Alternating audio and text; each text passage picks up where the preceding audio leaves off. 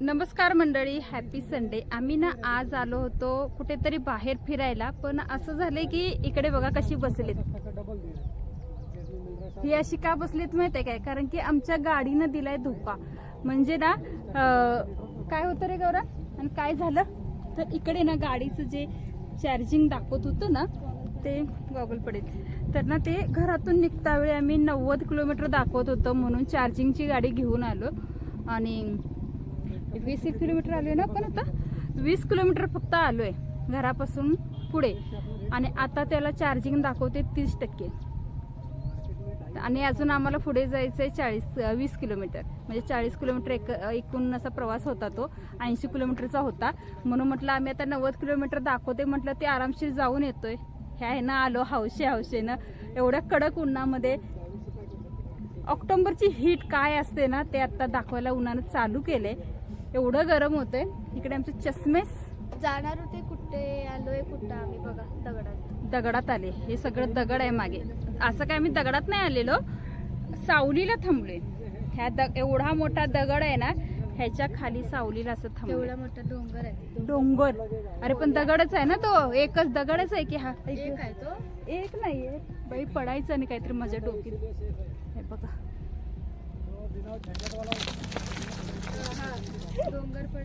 डोंगर पडेल। ए भक्ती, का डोंगर पाडतेस की काय? अंगावर पडते। असा डोंगर पडतात।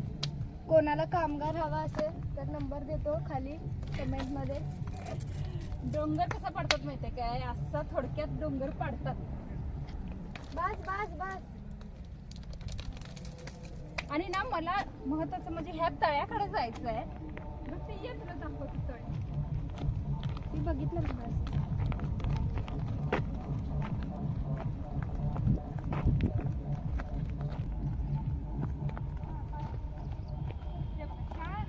ह्या इकडे ना तळ्याकडे मला जायचंय, पण खाली उतरायला जागाच नाही इकडे। काय जरासं गौरव टोपी दे की तुझी।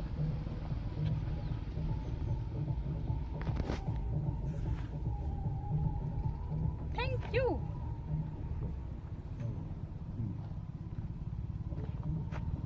जाऊ का इथनं असं घसरगुंडी करत? त्या तळ्याजवळ मला जायचंय, मग काय करू, कुठून जाऊ, रस्ताच सापडणं झालाय। एवढं असं हळू मारायचं नसतं, असं घ्यायचा।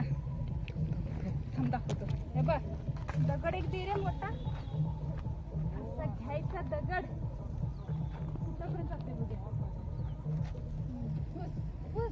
मी टाकू का? इकडे पाण्याचा आवाज आलाय की नाही?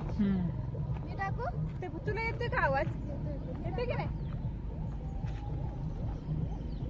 डोकी फिरले म्हणून दगड माराले।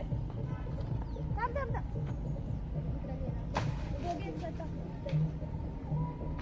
दाखव कुणाचं लागलं।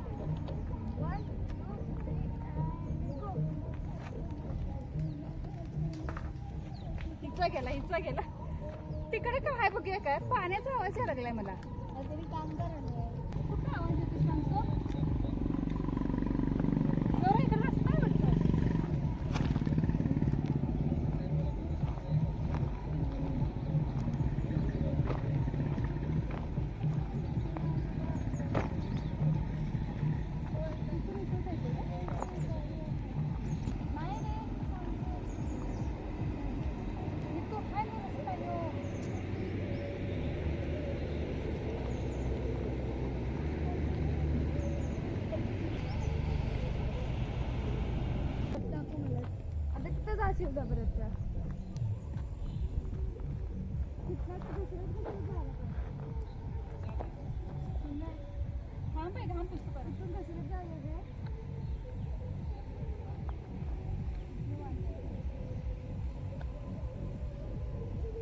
उद्या बातमी 4 माणसं हरवलेली आहेत, कुठेतरी गेली त्या।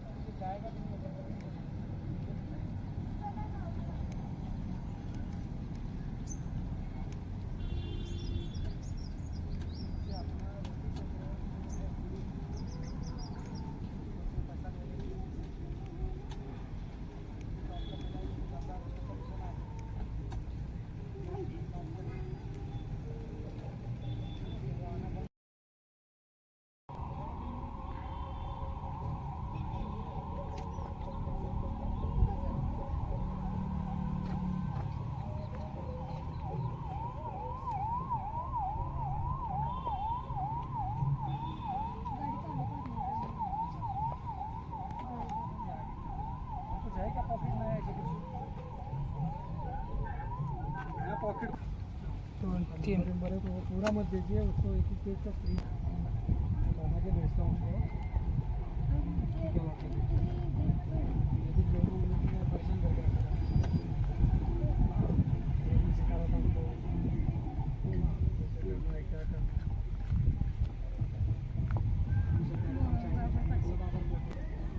हे कशाने घासले इथं पूर्ण आता आरशाला घासले.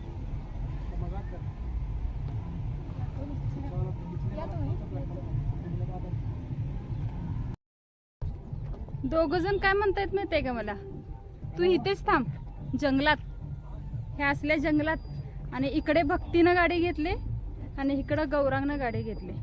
दोघ जण दोन्ही गाड्या घेऊन जाणार आहेत मला इथे ठेवून, असं म्हणणं.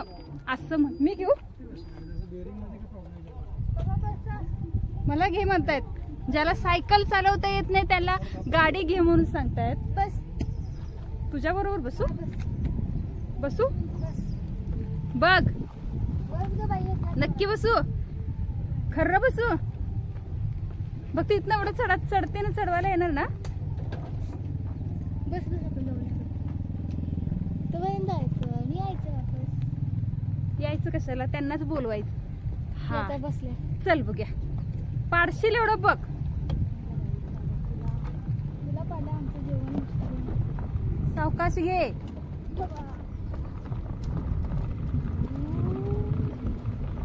सगळ्यांना कच्चा रस्ता आहे जिथं आम्ही आता आलोय की नाही, कच्चा रस्ता आहे. तळ बघायसाठी खाली आलो होतो पण तळ्याला जायला रस्ताच नाहीये. Professional driver. प्रोफेशनल ड्रायव्हर आहे ही. प्रोफेशनल ड्रायव्हर मला व्यवस्थित घेऊन चला बस. थांबा जरा इथे थांबा थोडा वेळ, ती गाडी घेऊन येऊ देत. ती आता खाली जाणार आहे कारण तरी अच्छा आता उतरतो, वळून खाली जाऊया. हे बघा, मला उत्तर म्हणते इथं आणून अर्धी आणि मधीच. एक मिनिट थांब उतरते. पाण्याची बॉटल तिकडेच आहे काय? ये हा जो रस्ता मागून गेलाय ना तो जातो पन्हाळ्याला, आणि आम्ही आज जाणार होतो पन्हाळ्याला. पन्हाळा कॅन्सल, मधूनच परत. तशी एक गाडी आहे आमच्याकडे पेट्रोलवाली. हा जा, सॉरी. हा जा, नको नको चल, नाही चल चल नको, चल चल नको गो चल. नाही बाई मग घसारत आहे तुम्हाला पाडशी. ए नाही बाई मला, नाही नाही बाई, ए नाही नाही नाही बाई, मी असं चालत जाते. घसारत आहे मला, कुठेतरी फेट नेऊन सोडशील तिकडं.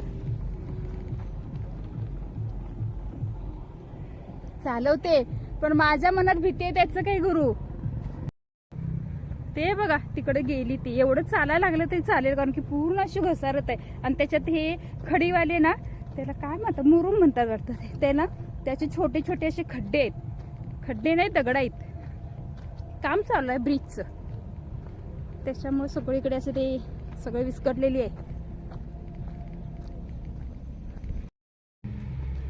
काय मस्का काय चाललंय लावायचा?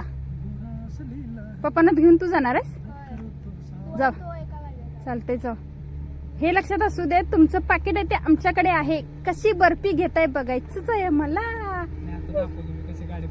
कशी? हा, आणि आता मी तुम्हाला सांगतो ही गाडी जास्त पळत नाही.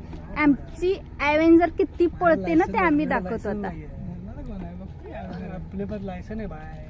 टोपी दिलात तर बरं होईल, ऊन लागते. हे घे रे बाबा, ह्याला हे टोपी कशी. काय इथनं उतरायला येणं झालं, एवढं ते डेंगर आहे. डेंगर नाही, डोंगर आहे बघा. तुम्ही जा पुढे, तुमची हळू पळते ना गाडी. हा जा, टाटा बाय बाय. गेलीत खरोखरच, सोडून जातील आपल्याला. आणि बघूया काय आपल्याला सोडून किती लांब गेलेत ते. गॉगल दे बाबा, ऊन लागतंय. एक तर कलर चेंज होतोय. ओके, पाण्याची बॉटल त्या गाडीत ठेवायला पाहिजे होती. असू दे, आता जरासं पाणी पिते लागलंच. घोटभर घोटभर. हा रुमाल पण इथं, आपल्या तोंडाचा रुमाल पण इथंच ठेवले. असं ना, ती जराशी थोडं पुढं जाऊ दे आणि मग आपण त्यांचा पाठलाग करूया. बघूया किती किलोमीटर लांब जातात आमच्यापासून. चला हे बघा तसं काय जास्त लांब नाहीये, एक 4-5 किलोमीटर आमच्यापासून लांब गेली असती.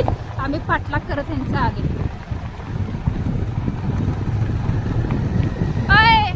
कसं वाटतंय?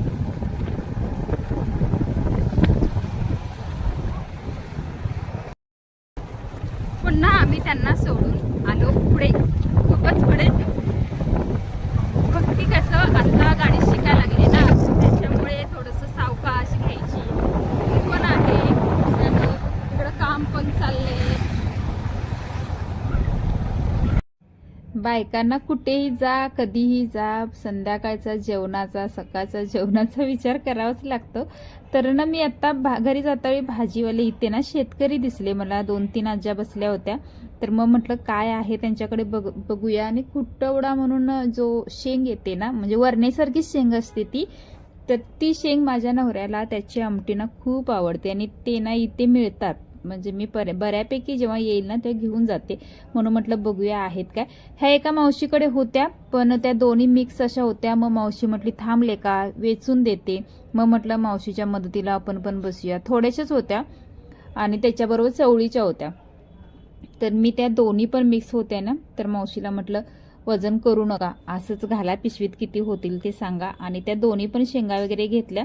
आणि बाकीचं काय भाजी होती ना, तर ती काय मी अशी वांगी, भेंडी असं काय काय होतं ते मी काही घेतले नाही. मला जे हवं होतं तेच तेवढं घेतलं.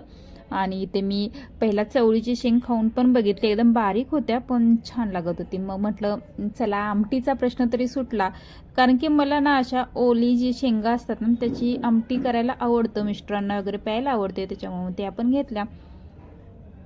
घेतलं एवढंसं आणि इथं थांबलो 4 जण. ज्वारी, केळी असं काय काय बरंच होतं. कारण की विचार करावा लागतो, काय करणार. कारण की आपल्याला जर गेल्यानंतर मग काय करायचं आता, जेवण, भाजी काय करायची, हे असं असतं ना.